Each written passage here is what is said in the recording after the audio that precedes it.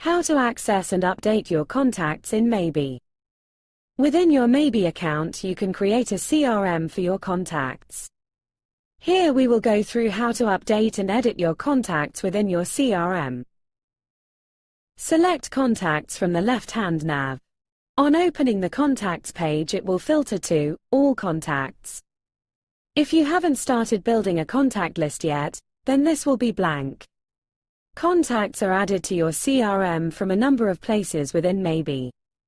For example, they can be added from conversations, web chat widget, workflows and funnels. You can also import your contacts from your current CRM or data list. Here within your contacts page, you can also manually add a contact. To add a new contact, complete the form. Select the contact type. You can also select to DND contacts. DND means do not disturb. This means you are unsubscribing the contact so that they no longer receive communications from either all channels or selected channels.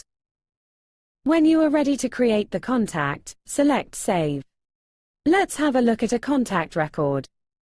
Here we can see all the information we have for a contact, including the source of where the contact was added to the list. We can see what tags they have, as well as which campaigns and workflows they are currently in, and any previous ones they have been in. You can view all the conversations with the contact here too. From here you can start a new email or SMS communication with your contact. You can view your contact's activity. This will list all the actions your contact has taken, including links visited, forms submitted, and surveys completed. You can create tasks for the contact. To create a new task, select Add. Notes can be added to the contact, as well as setting up new appointments.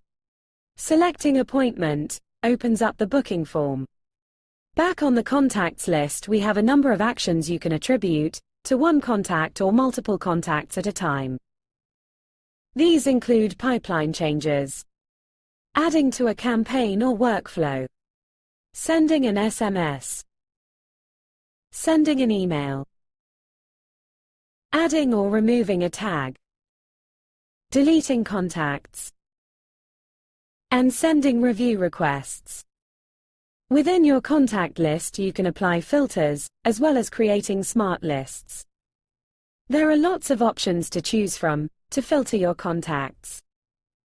For this example, we are going to filter by email. We select the filter type. For our example, we are going to select is not empty. This filter will then give a list of all the contacts we have email addresses for. To apply the filter, select Add. Once you have applied the filter, you can save the filter as a smart list. Smart lists are a crucial step in efficiently managing your contacts. They allow you to easily target specific groups of contacts with personalized content. Give your smart list a name. It's important to give your smart list a proper name before you save it so that you can easily identify it in the future. A good suggestion is to create a name that reflects the filters or criteria used within the list. Once you have created a name for your smart list, select Save.